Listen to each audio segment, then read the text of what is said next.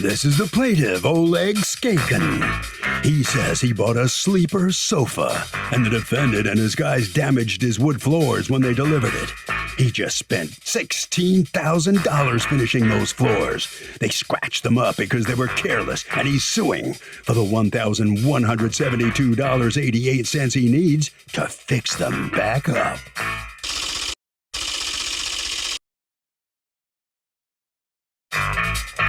This is the defendant, Quadre Smith. He says he delivers high-end Turkish and Italian furniture. And when he was done bringing the plaintiff his couch, he pointed out a very small scuff on the floor.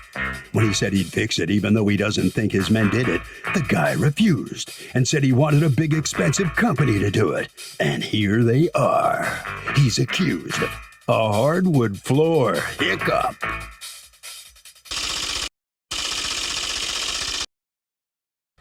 All parties, please raise your right hands. Welcome back to the People's Court. Next case on the docket. The plaintiff says the defendant ruined his brand new hardwood floors and the guy won't pay for them. But the defendant says the floor had a small scuff and the plaintiff is trying to make a federal case out of it and he refuses to be taken advantage of. It's the case of you're a real woodpecker. Thank you, Douglas. You're welcome. Okay, Mr. Skaken, tell me what happened. Yes, a week after finishing floors, so we called the company Fabio for delivery of the sofa. Was very excited. So delivery was made in time. It was beautiful day, first half of the day, sunny, everything is fine. So delivery was scheduled and it came as mentioned, no issues. So came two guys. And the sofa, apparently. So I was working at home remotely, and so I showed where sofa should be located. It's a second floor, little bedroom, but it's converted to my wife's office now. And that's it. So from that point, I went back to work, and delivery guys start working. So we have two flights. On the first floor, I was working, and the second floor, sofa was supposed to be delivered. And first flight was uneventful, and no issues. I hear, yes, it's three pieces actually. At the head, like armrest, two pieces separately, and one piece is the main sofa. It's expensive, Italian sofa, so yeah. So when I was working, first flight was brought up, and second flight was tricky because it's like it has some narrow parts. And can I just ask you a question? You had just done the floors? Sure. A week ago. It was so you had just done the floors a week earlier. You had an expensive Italian sofa. They're in the middle of bringing it up the stairs. It's tricky, and you go back to work at your computer instead of just watching stuff for the next few minutes? Yes, so that's what I did. So okay. Second flight was a challenge. That when I said, I hear noises, which is it's a hard sofa to bring it up. So I quit my job. No, I quit my sessions with my job, and I went to help. So I was helping. Literally, it was pushing upstairs this sofa. It was hard. And then so what happened? Finally, finally we made it up. So at that point, because I was on the meeting, I had to go back and finish it. And I said to myself, it should not be any problem, because hardest part, I was worried about stairs. It passed. So it was a trolley, I believe some sort of like a four-wheeler. So they put on a sofa on a trolley and roll to the bedroom. And I went downstairs to finish my Zoom call. And after that, like maybe 20 minutes, they came down and said, it's finished. So I was so excited. And I took my wallet and gave $100. $100 tip? Yes, $100, because I was so excited. It's just, this is like... Did you go up and look at the sofa first? Yes, no, I didn't even go up there. I No. was So sitting first the with Smith. $100 tip, then you go up and see that they Yes. ruined your floors. Right? Yes, it's That's correct. the order. Okay. When I went upstairs, and first thing, it just right in the middle of doorway. It's so this turn scratches in my heart. That's just saying because it's. So were they still there when you Yes. noticed the scratches? Absolutely, they were standing right near me. And I what said, did you say? Could ask, I said you could ask about materials. I can give you any materials just to make it like not to scratch. But after that, they say yes, we have a guy who can fix it. I said okay, but he has to be professional. I cannot just let guy come and just fix my floors from if it's like it's expensive floor. Did they ever say we And, didn't scratch that? No, this time nobody said anything that it was scratched before. So that was not even in. All right, let me hear from you, Mr. Smith. We delivered to the second floor. I thought it was the third floor, but okay. I have pictures of the floor because the picture that I have is zoomed in on the picture. So the picture that I received, he zoomed in on the picture and sent and printed that out. He has a few. I see it. It's like carved in marks on his floor. I don't know what that means, but do you have pictures that are different than the ones he gave me? Yes, I do. I have some very close-up pictures. I'd like to know, though, where this is in relation to where the couch is. So do you have, go to the room and show me the scratch. Okay. Perfect. Okay, I'm going to room. Perfect. This is the stairs we came. It's a little tricky, yes. Yes. That's true. On this point, just 1 second. If you can see right there. Oh, that's pretty bad. It's pretty bad. It goes right whole thing. 2 planks is managed, and it's right.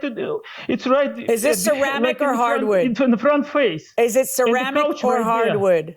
No, Judge. This is Virginia Mills special wood. It's a Hardwood. wire All right. brushed. Now let me ask you a question. Yes. Okay, now we can go back. Go ahead. I got what I saw what I needed to see. Scratches all over the place. Okay, wait, go back and show me scratches all over the place. That I didn't see. Yes. So this is another one. Yeah, I see it. You're good. Go ahead and go back to the desk.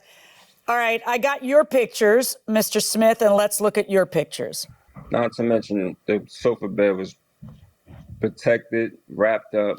Well, this happened some way. So how did it happen? The brand new floors, he had done them, a week beforehand. You would have noticed it if you walked in and there was a horrible scratch. So you guys are bringing it in on what, on a dolly? Maybe the couch is protected, but if you're bringing in a dolly, something you guys, tools, something scratched it because you offered to pay for it. Why are you offering to pay for it if you think it was there? I offered to pay for it because if it happened on my watch, I'm a professional. Okay, so then why didn't you fix it? Because I offered to fix it. I actually have any other extra wood? He said, yes. I said, okay, good. I have a friend that could come fix it. He said, no. I want a professional. My friend is professional. He has his own flooring company. He said, no, I want another company to come fix it. I don't know your friend. Blah, blah. I said, okay, sir, we'll straighten it out. And how did you straighten it out? Did you make a claim on your insurance? No, I didn't make a claim on my insurance because I was talking to my friend to go fix it. Yeah, I know, I heard that part. But then since he did it, since you don't get to pick who fixes his floor, he gets to pick who fixes his floor. Did you go ahead and make a claim on your insurance, or did the way you worked it out, was that just you walking away and not fixing it? No, I don't do that. I was on pay for it. I was just handled. That week was crazy. I was backed up from deliveries from COVID, so I was getting deliveries done. I can't get back to him. He on the phone didn't want to understand what I was trying to tell him. Basically telling me what he wanted done is down the dirt. I'm telling him. I know they're his floors. He gets to decide who fixes them. He doesn't have to go on the cheap because that's convenient for you. The real question here is, did you guys scratch his floors or didn't you? No, we did not. Well, I don't believe you. I think you did. Because this is a very, don't ma'am me, I'm in the middle of talking. Don't ma'am me. I'm sorry, Your Don't Honor. mansplain me. I'm in the middle of a sentence. Wait until I'm done, and then you can respond. These pictures show some awful, awful scratches that are discovered before you even leave the room. And after he's tipped you $100. Before you even leave the room, He discovers them. So I think it's pretty obvious that no one that day was saying, well, we didn't do that. That day you're saying, well, it happened to my watch. It seems to me pretty clear that this happened during the move. How could it? Who else could have done that? Every day. I cannot drag Italian furniture. It's soft. I don't know what you're talking about. Italian furniture. That was the furniture that he purchased. Okay, Italian. Mr. Smith. Very expensive. I don't think the Italian furniture ruined his floors. I think you did. I think you and your crew did with your tools or your dolly or your whatever. That's how it got ruined. We got to pick it up, Your Honor. We have to pick it up. We cannot drag it. It's soft leather. It was. Well, the leather parts are soft leather. Yeah. Well, that didn't look that way before you walked in, and it looked that way after you were done. And I think you know that you scratched it. Otherwise, you wouldn't be sitting around saying you'd fix it. No, I don't. No, I honestly. Who am I going to believe? You and my lying ears. I delivered the furniture. I'm the delivery guy. We always get the blame. I got blamed one time for something I did not do. The customer but not this time. I take pictures. Your Honor, that's okay. I'm willing to pay. No, that's fine. Show me the pictures you took. Wait. You just said I took pictures. Show me the pictures that you took. Something I did not do. No. Just show me the pictures that you took after you guys delivered it that show that there's no scratches. Is that what you were going to say? What was it you were going to say? Hold up. I got pictures actually of the couch sitting in the room after we delivered it. Reason why I was willing to pay because as the owner, as a professional. Okay, well then pay. But then why am I here? You're not willing to pay. They don't want to, but he's making it seem like it's carved. That's carved on his floor. We did not carve the floor. The marks been there. That's why I wanted to see what the courts wanted to say about it. You know that, but you see those floors are pristine and we're just done, right? You see that, right? You have to understand, you think this is some criminal case where it has to be proven beyond and to the exclusion of every reasonable doubt. That's why I don't schedule Zoom calls when, in fact, someone's delivering furniture. Because I don't want them hitting my walls and ruining my things, especially not my new... Exactly. I don't want to get blamed for that. Mr. Smith, stop interrupting me. Mr. Skaken, whatever Zoom call you were doing is less important than this. And if you were able to walk away from it to help them up the one floor, you should have just stayed there so you could see what was happening. That's the thing to do when people are delivering furniture, because they're not always the most delicate flowers.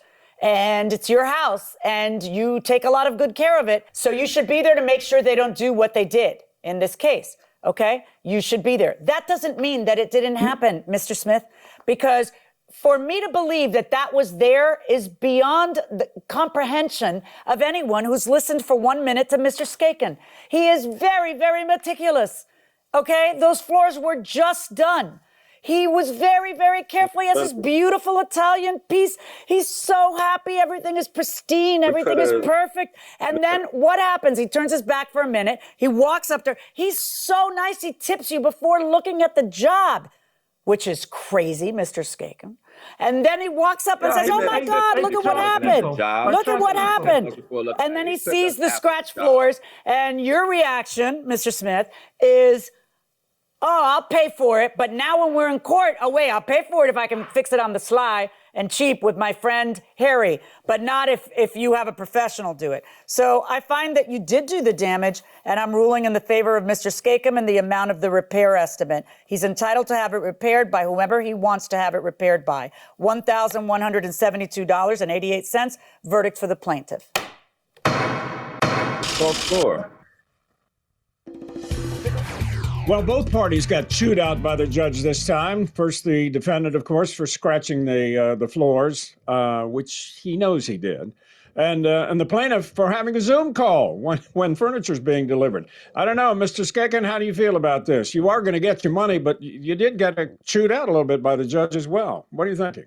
That's true. I should be there. The only thing was stopping me to go upstairs because of the tight space, and I don't want to interrupt. They already been up, the sofa up, so I thought there was no point for me to be there because it's just left to assemble. But apparently the worst piece came after that. Well, here's the important thing: the furniture's in. Do you like it? Forget the floors. How about the furniture? You happy with that? Yes, so I'm really happy. That was waiting 6 months for that furniture. So I'm definitely happy, and the friends can come over and sleep on it. Okay, definitely good enough. Happy. Well, you're going to get the money to fix the floors, so congratulations. Good thing. Good thing you sued. Yeah, hopefully. All right, thank you. So here's the principle behind this case, Doug.